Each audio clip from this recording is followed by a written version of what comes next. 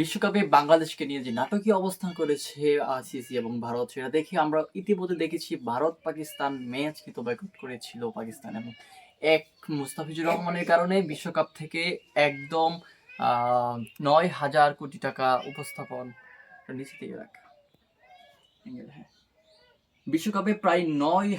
6,000 কোটি টাকা লস খেয়েছিল প্রায় আইসিসি, কিন্তু বাংলাদেশের কাছে দ্বার প্রান্তে এসেছিল আইসিসি শুধু সেই ভারত পাকিস্তান ম্যাচ যেন করাতে পারে, এবং বাংলাদেশ ভারত পাকিস্তান ম্যাচ গড়ানোর কারণে যেন সেই ক্ষতিপূরণ দেওয়া হয় সেটা কিন্তু বলেছিল পিসিবি বলার কারণে কিন্তু আইসিসি যেটা মেনে নিয়েছিল। কারণে কিন্তু আমরা দেখেছি বাংলাদেশকে বিশ্বকাপ থেকে বয়কট করেছে, এবং বিশ্বকাপের জন্য যে পরিমাণ দল দখল করেছিল আইসিসি সেই পরিমাণ কিন্তু তারা প্রভাব খাটাতে পারেনি, যেহেতু বাংলাদেশ ক্রিকেট বোর্ড তাদের নিজ জায়গায় সচল ছিল এবং নিজের অবস্থান ঠিক রেখে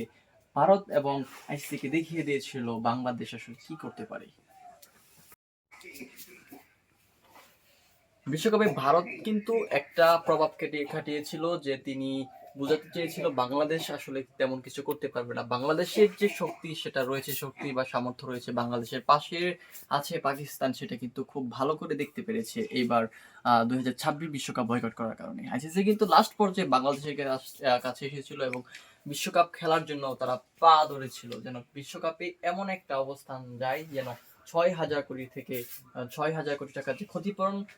ক্ষতি হয়েছিল শুধু ভারত পাকিস্তানের একটা ম্যাচ থেকে, সেই একটা ম্যাচের জন্য কিন্তু বিসিবির কাছে এসেছিল আইসিসি, এবং পাকিস্তান সেই ক্ষেত্রে কিন্তু সহযোগিতা করেছিল যেন বাংলাদেশ ক্রিকেট বোর্ড তাদের ন্যায্য অধিকার ন্যায্য সম্মান পায়, এবং সেটা করতে সক্ষম হয়েছে বাংলাদেশ ক্রিকেট বোর্ড। আমিনুল ইসলাম বলবো আইসিসি সেখানে তাদের লস নিজের স্বার্থ হোক কিংবা বিসিসিআই এর স্বার্থে হোক, সেখানে কিন্তু বাংলাদেশের দ্বার প্রান্তে এসেছিল এবং বাংলাদেশকে তাদের যে একটা অবস্থান সেটা ন্যায্য মূল্য সেটা কিন্তু দিতে বাধ্য হয়েছে। সো বিশ্বকাপ যতই বয়কট করা হোক, বাংলাদেশ তাদের চিরোন্নত মনস্বীর সেটা বুঝিয়ে দিয়েছিল।